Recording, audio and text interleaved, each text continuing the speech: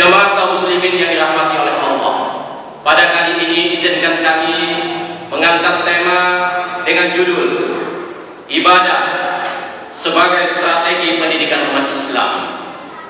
Jemaah kaum muslimin yang dirahmati oleh Allah Subhanahu wa taala, kita tahu bahwa tujuan akhir dari pendidikan itu adalah Islam itu adalah pembentukan akhlakul karimah menuju insan kamil mardatillah yang diridhoi oleh Allah. Dan upaya untuk mencapai pendidikan itu dalam kali ini ibadah sebagai strategi, ibadah sebagai upaya untuk menjadikan kita orang yang terdidik. Yang disampaikan tadi adalah kita menjadi hamba yang insan kamil mardatillah, insan sempurna yang diridhoi oleh Allah Subhanahu wa taala. Namun kita bertanya, apa landasannya sehingga kita harus melaksanakan ibadah? Tentu landasan secara formal, secara religius tidak bisa tidak haruslah merujuk kepada Al-Quran itu sendiri sebagai pedoman umat Islam. Ibadah singkatnya harus merujuk kepada Al-Quran. Namun hal itu belumlah cukup. Kita harus memerlukan contoh tauladan dalam melaksanakan ibadah yang sesuai dengan ketentuan Islam. Maka dalam hal ini Rasulullah lah sebagai contoh tauladannya. Artinya bahwa ibadah tidak boleh dilakukan sembarangan. Dia harus berdasarkan kepada tauladan sebagaimana yang dilakukan oleh Rasulullah SAW. Namun poin kita yang penting kita hari ini adalah mengapa dengan Rasulullah? Ternyata Rasulullah itu pertama kali dihadirkan Allah, diutus ke muka bumi, tak lain dan tidak bukan adalah untuk menyempurnakan akhlak. Innama bu'istu liutammima makarimal akhlak. Pertanyaannya adalah kenapa Nabi? Kenapa Rasul?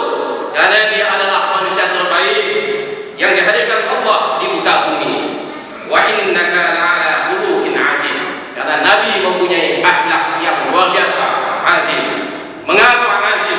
Karena Nabi adalah implementasi akhlaknya adalah implementasi Al-Qur'an. Karena khuluqul Qur'an. Jadi apapun yang dilakukan Nabi semuanya itu tergambar di dalam Al-Quran. Tentu kita bertanya, kenapa dengan Al-Quran sebagai rujukannya? Karena Al-Quran itu adalah hudan lil muttaqin. Zalikal kitabul la raiba fihi hudan lil muttaqin. Itulah Al-Quran yang di dalamnya tiada keraguan bagi orang-orang yang mendapatkan petunjuk. Oleh sebab itu, maka ibadah kita harus merujuk kepada dua pegangan utama, yaitu Al-Quran dan dalam bentuk aplikasi adalah Rasulullah SAW. Pertanyaannya adalah kenapa kita harus menjadikan ibadah itu sebagai strategi pendidikan umat Islam? Mengapa? Ternyata ketika kita menurut ibadah itu paling tidak memiliki 3 poin penting yang harus kita pahami dan harus kita laksanakan sehingga tercapailah bahwa pendidikan umat Islam itu benar-benar menjadi sesuatu yang penting dan bisa dilaksanakan karena kita telah menggunakan strategi yang bernama ibadah. Yang pertama adalah ibadah itu akan melahirkan strategi perwajahan. Dengan kata lain, ibadah itu akan menampilkan strategi penampakan. Dengan kata lain, bahwa ibadah itu akan melahirkan strategi akhlak. Orang yang beribadah nampak akhlaknya. Orang yang beribadah nampak perwajahan muslimnya. Orang yang beribadah nampak tampilannya bahwa dia adalah orang Islam. Itu poin pentingnya. Tentunya kita bertanya, tampilannya seperti apa yang harus diupayakan dilakukan oleh orang yang beribadah? Jawabannya sederhana. Tampilannya adalah orang yang beribadah itu adalah tampilan yang berakhlakul karimah, baik lisannya maupun perbuatannya. Jadi yang pertama adalah strategi yang kita harus lakukan adalah dengan ibadah itu melahirkan tampilan lisan yang berakhlakul karimah, perbuatan yang berakhlakul karimah. Jamaah kaum muslimin yang dirahmati oleh Allah Subhanahu wa taala. Ada sebuah hadis qudsi yang artinya adalah seorang hamba akan mendekatkan diri kepadaku hingga aku mencintainya, dan bila aku mencintainya, menjadilah pendengaranku yang digunakannya untuk mendengar, penglihatanku digunakannya untuk melihat, tanganku digunakannya untuk bertindak, serta kakiku digunakannya untuk berjalan. Artinya bahwa jelas hadis ini menyatakan bahwa kita harus menampakkan sebagai sosok hamba yang beribadah, lisan dan perbuatan kita adalah akhlakul karimah. Jemaah kaum muslimin yang dirahmati oleh Allah Subhanahu wa taala. Strategi yang lahir dari ibadah itu adalah bahwa ibadah itu melahirkan strategi rasional. Artinya orang yang beribadah itu adalah orang yang rasional, orang yang masuk akal. Tidak ada ibadah yang tidak masuk akal. Tidak ada. Pertanyaannya adalah, apa standar masuk akal itu? Apa standar rasional itu? Kita orang Melayu, kita orang rumpun Melayu, kita orang Islam pasti tahu bahwa akal itu penting. Akal bisa membedakan yang baik dan yang buruk. Maka standarnya ada 4. Akal itu perannya yang pertama adalah mampu menimbang yang mana baik, yang mana buruk. Orang yang beribadah dia cerdas menimbang baik dan buruk. Yang kedua, orang yang beribadah adalah orang yang mampu membedakan hina dan mulia. Insya Allah kita berjamaah sholat pada hari ini, kita insya Allah diberikan hidayah oleh Allah, mampu membedakan bahwa jamaah melaksanakan ibadah sholat Jumat ini adalah dalam rangka meraih kemuliaannya. Yang ketiga, bahwa akal itu mempunyai fungsi mampu menyatakan berat dan ringan, yang mana ibadah sunnah, mana ibadah wajib, mana ibadah yang lebih diutamakan, mana yang dibelakangkan, namun dia tetap sama-sama ibadah. Salat tahajud berat tapi mempunyai pahala yang luar biasa. Tetapi sholat 5 waktu sepertinya ringan, tetapi dia menjadi wajib. Artinya orang yang beribadah mampu menimbang mana wajib, mana sunnah, namun semuanya tetap bernilai ibadah. Kemudian akal itu mampu menimbang, yang terpenting adalah membuat keputusan. Orang yang beribadah otaknya cerdas, orang yang beribadah rasionalnya jalan, sehingga dia mampu membuat keputusan. Keputusannya adalah keputusan yang bukan emosional. Keputusannya adalah keputusan yang rasional, yang di bawah bimbingan akalnya Allah. Tentunya adalah la ilaha illallah, bismillahirrahmanirrahim. Oleh sebab itu, ada satu ayat yang menyatakan bahwa pentingnya kita menggunakan akal. Di dalam surah Al-Anfal ayat 22. A'udzubillahi minasyaitonirrajim. Bismillahirrahmanirrahim. Inna syarrat dawabi indallahi summa buhumul ladzi la ya'qilun. Sesungguhnya makhluk yang seburuk-buruknya dalam pandangan Allah ialah mereka yang tuli dan bisu, yaitu tidak mendengar dan tidak memahami kebenaran, yaitu orang yang tidak menggunakan akal.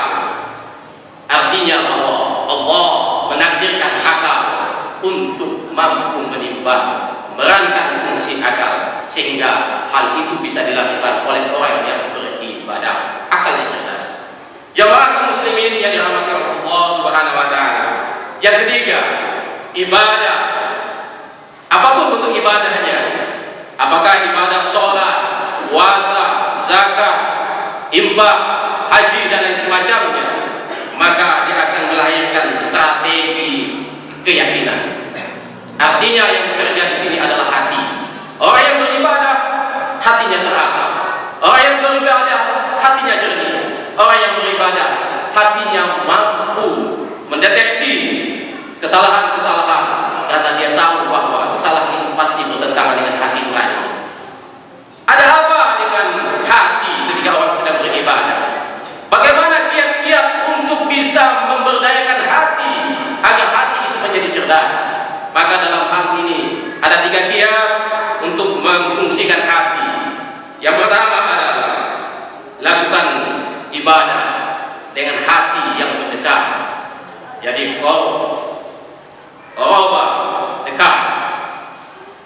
Kita sholat, kita berusaha mendekati Allah. Kita puasa, kita berusaha mendekati Allah. Hati dibimbing.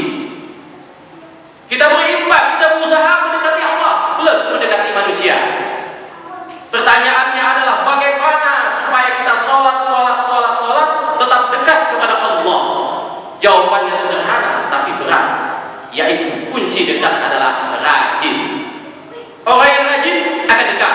Semakin rajin, semakin dekat. Jadi hati yang dekat adalah hati yang rajin. Hati yang rajin, ibadahnya harus dibimbing dengan hati yang rajin, dilaksanakan dengan terus menerus. Yang kedua, ibadah dengan hati yang penuh dengan cinta. Jemaah kaum muslimin yang dirahmati oleh Allah Subhanahu wa taala.